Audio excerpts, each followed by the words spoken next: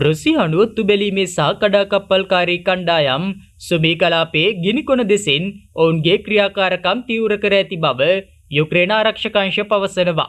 යුක්‍රේන හමුදාවන් මෙම තර්ජනවලට වේගයෙන් ප්‍රතිචාර දක්වමින් සිටින බව යුක්‍රේනයේ රාජ්‍ය දේශ සීමා ආරක්ෂක සේවයේ ප්‍රකාශක ඇන්ඩ්‍රි ඩෙම්චෙන්කෝ සඳහන් කර සිටියා.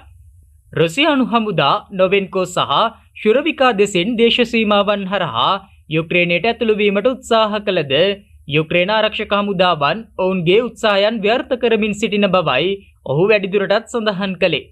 මේ අතර කාකිව්, ලුහාන් සහ ඩොනෙට්ස් යන කලාප තුනේදී රුසියාවෙන් එල්ලවන දරුණු ප්‍රහාර මැඩපවත්වමින් සිටිනවා.